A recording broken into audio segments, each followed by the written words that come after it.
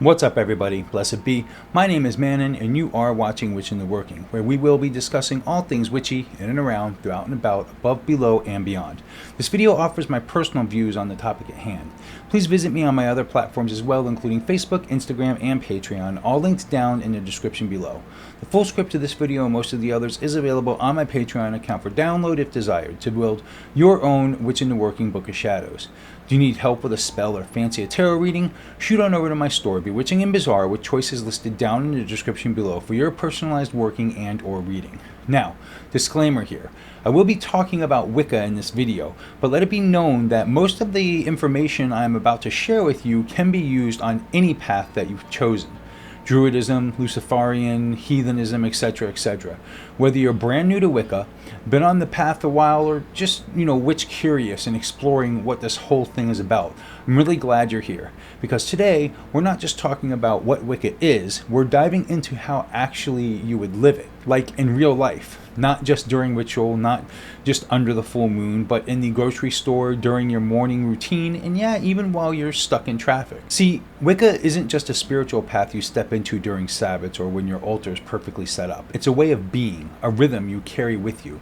It's in how you treat people, how you honor nature, how you listen to your gut, and how you move through the ups and downs of daily life with intention and heart. That's the magic we're tapping into here. In this video, we're going to unpack what it really looks like to walk the Wiccan path every single day. We'll talk about tuning into nature's cycles, building simple daily practices, making ethical choices that align with your values, and turning ordinary moments into sacred ones. It's not about following someone else's checklist. It's about crafting a spiritual lifestyle that fits you. So grab a cup of whatever, get cozy, and let's explore how to live Wicca in a way that feels real, empowering, and totally doable, no matter where you are on your journey. Ready for it? Roll intro.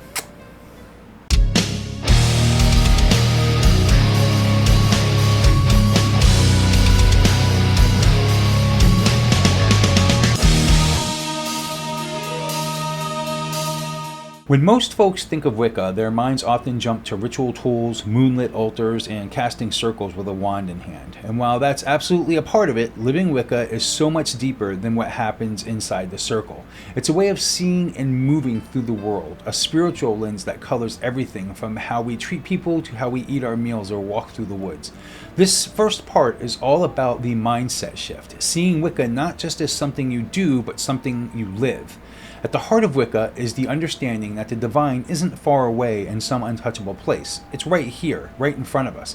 It's all around us. It's in the wind through the trees, the rhythm of the tides, and even in the weird coincidences that make you pause and go like, whoa, what was that? Wiccans often refer to the divine in dual form, the god and the goddess, representing the masculine and feminine forces of nature, but they're not locked into one form or personality. Some folks connect with named deities like Cernunnos or Bridget, while others simply honor that sacred polarity in its raw, unfiltered form, like myself.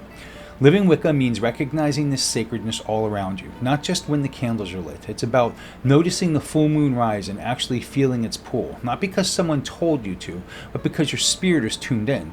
It's picking up a stone on your walk and instinctively knowing it carries a certain energy, even if you're not sure why. It's holding space for the idea that life is alive with magic, always moving, always whispering if you're willing to listen. Now let's talk ethics. One of the cornerstones of Wiccan living is the Wiccan Rede, which boils down to, "And it harm none, do what ye will." Simple? Yes. Easy? Not always. It's not just about avoiding harm during spell work. It's about making choices every day that reflect compassion and awareness. Living the Rede might look like being kind when it's inconvenient, or deciding not to gossip because you know energy ripples out. However, as many of you know, I tend to follow a different, though similar Rede, and it goes, harm ye none, but take no shit. Now, this isn't to say that I go around looking for trouble and begging for negativity to happen, but what this does say is, please be aware that if you hit me, I'm going to hit you right back. 3 times harder than you hit me, that's a guarantee. But that's just me. You do you.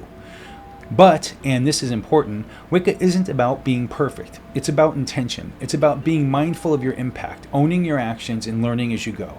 Mistakes are part of the journey, and shadow work, facing the parts of ourselves we usually ignore, is a huge aspect of walking this path authentically. For beginners, this might all sound like a lot, but don't stress. Start small. Begin by just paying attention. Notice how the sunlight changes during the day. Offer a quiet thank you before your meals. Try speaking your intentions out loud in the morning, even if it's just something like, "May I be balanced for the day." These little acts aren't less powerful than full rituals. They're everyday spells that keep us connected. More seasoned Wiccans might already be doing this without thinking, but even then, it's worth checking in. Are you living your craft or reserving it for ritual time only? Are your choices reflecting your beliefs, or are they running on autopilot?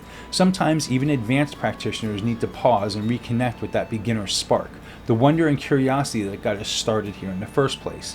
Another key part of the Wiccan worldview is interconnectedness, that golden thread that ties everything together.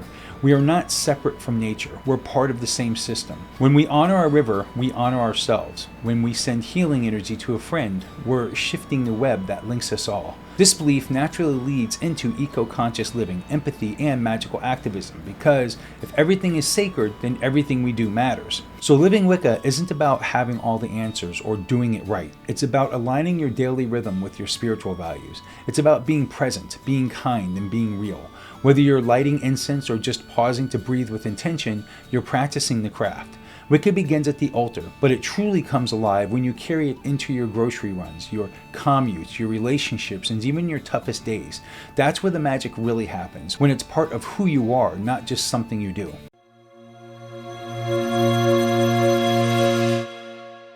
If the last piece of the video was about seeing the world through a Wiccan lens, this piece is about feeling it through your bones. Living Wicca means syncing up with the natural flow of time, not just the ticking of a clock or flipping pages on a calendar, but the deeper rhythm of the earth, moon, and the stars. Wicca teaches us that time isn't just something we manage, it's something we dance with. And when you start aligning your life with these natural cycles, everything starts to feel a little more magical and a whole lot more meaningful. Let's start with the Wheel of the Year, the sacred calendar of Wicca. It's made up of 8 Sabbats, seasonal festivals that mark the turning points of the Earth's journey around the sun. These aren't just holidays that you celebrate once and forget. Each one holds a lesson, a feeling, a kind of spiritual flavor that flows into your daily life. When you celebrate these Sabbats mindfully, you're not just honoring tradition, you're plugging into the heartbeat of the Earth. For example, Imbolg is that quiet nudge in early February, reminding us that spring is stirring under the snow. It's a time for purification, fresh starts, and inspiration. You don't need a big ritual with a dozen candles to feel it. Even something as simple as opening your windows on a chilly day to let in fresh air can be an act of honoring this season. Then there's Beltane, full of fire and passion and growth. It's not just about bonfires and maypoles, it's about noticing when the world is bursting into bloom and letting that same vitality wake up inside you. Are you starting new projects? Feeling pulled towards love or connection? That's the Beltane energy stirring. Living Wicca means not just observing these holidays, it means feeling them move through your life. Now let's talk about Esbits, those magical nights when we honor the moon, especially the full and new moon. The moon is more than just a pretty face in the sky for Wiccans. It's a guide, a mirror, a cosmic tide we can ride. Each phase of the moon offers a different kind of energy. The new moon is perfect for setting intentions and planting seeds, literal or metaphorical, while the full moon is all about culmination, celebration, and releasing what no longer serves us. You don't have to throw a full-blown ritual every moon phase to honor it. Try something small and personal. During the new moon, write down a goal and tuck it under a plant. On the full moon, take a walk, charge your tools under the moonlight, or just stand outside and soak it in. Let the moon be a reminder to check in with yourself, what you want, what you're letting go of, and where you're growing. And here's the thing, Wicca doesn't expect you to follow these cycles perfectly. Life is busy. Some Sabbats might come and go while you're knee-deep in work or family stuff, and that's okay. The goal isn't perfection, it's awareness. Even just noticing the season change or giving a little nod to the moon when you see it can shift your energy and ground you in something bigger than yourself. For those who've been walking this path for a while, diving deeper into astrological timing and planetary hours can really take your practice to the next level. Learning which days are ruled by which planets, like Friday for Venus, great for love spells or self-care rituals, lets you match your magic with the cosmos. It's like adding a new instrument to your personal magical orchestra. Another layer of living living with sacred rhythm is how you plan your day-to-day life? What if you matched your to-do list with the moon? Focused on rest and reflection during the waning moon, then hit your goals hard during the waxing phase. It's not about being rigid, it's about tuning into the flow instead of always pushing upstream. Living in rhythm with nature doesn't mean abandoning modern life and running off to the woods, though hey, if that's your thing, go for it. It means being conscious of the seasons around you and within you. It's recognizing that you too are a part of this cycle. You bloom, you shed, you rest, you rise again. So whether you're planning a full Sabbath circle with friends or lighting a single candle under the moon, the key is this: notice, feel, and flow. Living Wicca means honoring not just the sacred days, but the sacred moments that come with every sunrise, every fallen leaf, and every tide of the moon.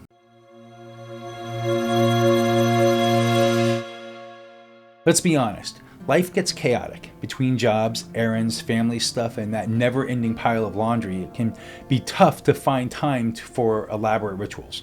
But here's the beautiful part about Wicca. It doesn't have to be big and flashy to be meaningful. In fact, some of the most powerful magic happens in the smallest, quietest moments. That's what this part of the lesson is all about, making space for daily devotion in your own unique, real-life way. Now, when we say daily devotion, we're not talking about needing hours of uninterrupted time, incense wafting in the background, or a dramatic speech to the moon, unless you want that, of course.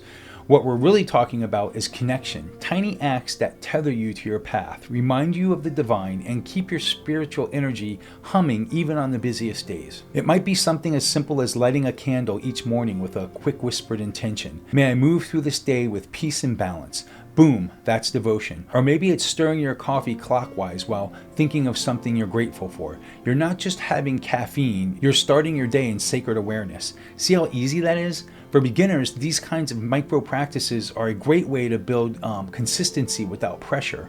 You don't need a full altar or a chest full of crystals to feel connected. Start where you are with what you've got. That pen and notebook you already use, make it a daily witch's journal. Jot down dreams, signs you noticed, or how your energy felt that day. Over time, you'll start seeing patterns and cycles, and that's when your intuition starts kicking into high gear. A big part of daily devotion is simply noticing. Pay attention to the world around you and how it speaks to you. Maybe a certain bird keeps showing up. Maybe the wind changes just as you're thinking about someone.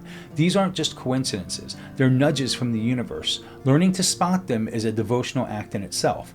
And for the more advanced witches out there, daily practice can go a step deeper. Maybe it's 5 minutes of meditation in your inner temple, or offering incense to a deity you've built a relationship with. Maybe it's chanting a mantra or performing a short grounding exercise. The key is intimacy. Your devotion doesn't need to be public, perfect, or performative. It just needs to be honest. You can also bring devotion into the mundane by turning chores into rituals. Are you washing dishes? Visualize cleansing away negativity. Making dinner? Infuse that meal with love and protection. Cleaning your space? Picture stagnant energy being swept right out the door. These are powerful little spells hidden in plain sight. Let's not forget the power of offerings. They don't have to be elaborate. A few drops of wine, a piece of bread, a flower picked with care. These are all gifts that say, I remember you. Leave them on your altar, in nature, or even at your windowsill. It's a simple gesture of gratitude that deepens your bond with the divine and the unseen world. Of course, some days are just hard. You might be tired, sad, or simply not feeling it. That's okay. Devotion doesn't mean forcing yourself to feel spiritual when you're running on empty. On those days, your act of devotion might be rest itself, honoring your limits, taking a moment to breathe, or saying, I'll try again tomorrow. That too is sacred. One thing that really helps is creating a rhythm. Maybe you start and end your day with the same small ritual, or you pick one practice to do daily, like pulling a card, lighting a candle, or saying a morning affirmation. Repetition creates habit, and habit becomes devotion. Something I do is greet each morning by walking outside and saluting to the 4 quarters. This is done again just before sunset. Quick and easy, yet keeps me in tune. At its core, daily devotion is about staying connected, not just to the Lord and Lady or your chosen deities, but to the rhythm of nature, your own energy, and the world around you. It keeps your magic alive in a world that often tries to shut it down. And it reminds you that being a witch isn't just something you do when the moon is full, it's something you are every day. So don't wait for the perfect moment. Start with something small. Start with you. The path of devotion doesn't need a spotlight. It only needs your heart, your presence, and a little bit of intention.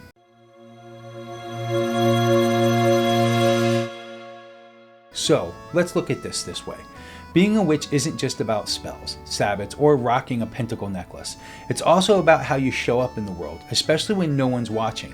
Wicca gives us a beautiful spiritual framework, but living it ethically is where the real magic happens. Let's talk all about how to walk the talk, how to live by your beliefs not just in ritual, but in your relationships, your choices, and even your online life. Let's kick things off with the Wiccan read, and at harm none, do what you will. It's short, poetic, and looks great on bookmarks, but don't be fooled by its simplicity. This line holds a ton of depth. At its core, it's asking us to act with awareness, to consider our impact before we speak, act, or cast. It's not about being perfect, because let's face it, nobody is, but about striving to live in a way that minimizes harm and honors the sacredness in all things. Now here's the tricky part. What does harm none even mean in a world where nearly every action has a ripple effect? Openly throwing your trash everywhere harms our earth. Speaking your truth might upset someone. Even setting boundaries can feel harmful to those who benefit from your silence. So instead of getting stuck trying to avoid all harm, think of it more as acting with intention and integrity. And again, I will take this moment to remind you of my personal motto, harm ye none, but take no shit. Again, that's just me. The goal isn't zero impact, it's conscious impact. Let's say you're in a heated argument. You've got spells that could freeze that person out of your life or slam them with a return to sender jolt of emotional energy. But Wiccan Ethics encourages us to pause and ask, is this reaction coming from a place of growth or just from ego? That doesn't mean you can't protect yourself or speak up. It just means you're choosing to do it in a way that reflects your values, not your temper. If you feel that person needs a good swat, then so mote it be. For beginners, this might seem overwhelming, but the cool thing is ethics isn't some boring side note to the craft. It's woven into everything. From how you treat animals and the planet, to how you engage with your coven or community, to how you handle spiritual power, especially when it starts working in your favor. Let's talk about energy exchange, because that's a big one. In magical communities, there's often this temptation to give spiritual services away freely to prove we're not in it for the money. But ethical living means valuing your time, your energy, and your craft. It's totally okay to charge for a reading or a spell jar. The key is being honest, clear, and fair about what you're offering.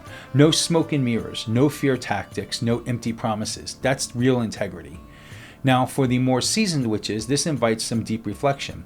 Are your ethics still evolving, or have they gotten rigid? Do you practice what you preach? Have you fallen into the trap of gatekeeping or spiritual superiority? These are important questions, especially if you're in a position of leadership or teaching.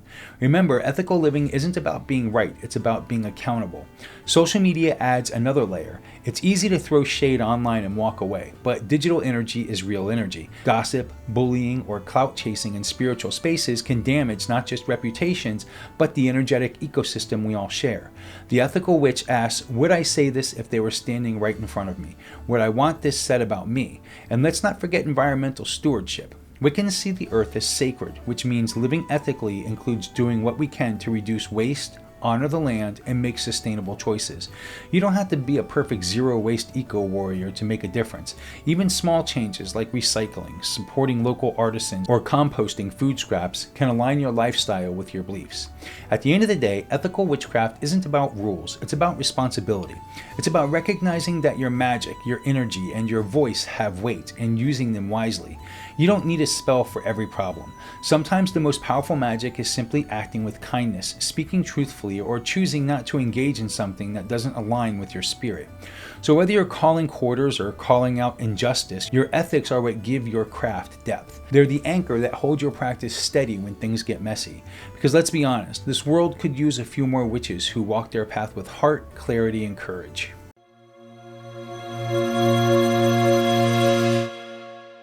Witchcraft isn't just something you pull out on Sabbats or during a full moon with your best herbs and fanciest robe. For those who walk this path long enough, it becomes a part of your very rhythm. It's in your coffee, your commute, your conversations. It becomes a way of living, not just something you do. Let's talk about that shift when the craft stops being occasional and starts becoming second nature. You've probably heard the phrase, living your truth, right? Well, Wicca asks us to live our craft, not just with candles and incantations, but in the everyday stuff like sweeping your floors with intention, choosing your clothes based on color correspondences, or charging your phone under the moon. Magic doesn't always need a wand or a chant. Sometimes it's just about awareness. One of the most powerful things you can do as a witch is turn your home into a sacred space. That doesn't mean decking every wall with pentagrams, though, hey, go for it if that's your vibe. I used to do it. But it means energetically treating your home like a temple. Maybe you cleanse your space with smoke or sound on a regular basis. Maybe you bless the front door with protection sigils or sprinkle salt at your threshold. Maybe your kitchen becomes your cauldron and every meal you cook is infused with purpose. When your space is alive with intention, it supports your spiritual flow like a silent, faithful partner. And then there's the workplace. Whether you're in an office, a warehouse, or working from home, your craft can come with you, quietly, respectfully, but confidently. You might anoint your wrist with a success oil before heading into a meeting.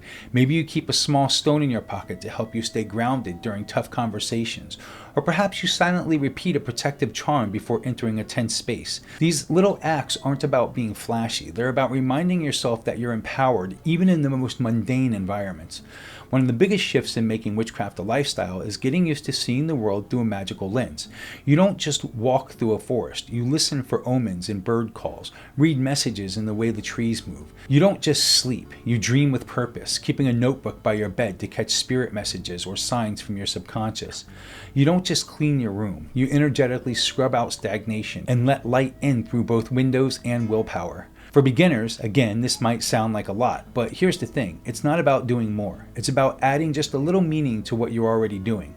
If you're drinking tea, you can stir an intention. If you're choosing clothes, you can pick colors that align with your goals for the day. Green for abundance, blue for clarity, black for protection, for instance. If you're folding laundry, you can whisper blessings into the fabric. Magic lives in your routine when you invite it in. For those who've been walking this path longer, this piece is a nudge to check in. Have you let the daily stuff become disconnected from your craft? Are your rituals only happening in the big moments? Sometimes deepening your practice is less about adding complexity and more about remembering that even the smallest task can hold sacred power. Let's also talk about boundaries and spiritual hygiene, because when your life is the craft, it's easy to forget to give yourself energetic downtime. Just like brushing your teeth, regular cleansing, whether through a bath, meditation, or grounding, keeps you clear and steady. You're not a 24/7 magic machine. Even the most attuned witches need space to just be without always working energy. Another fun way to live the craft is to build your own book of living practice, different from your book of shadows. This could be a journal, sketchbook, or digital folder where you jot down your favorite rituals, daily practices, kitchen recipes, color magic, chants, or ideas that have helped you integrate your magic into daily life. It's not just a record, it's a growing reflection of who you are as a witch in motion. In the end, bringing your craft into your lifestyle is less about changing what you do and more about changing how you do it. Intention transforms routine into ritual. Awareness turns repetition into reverence. You don't need a spell for everything, but if you treat life as sacred, you'll find the magic was there all along.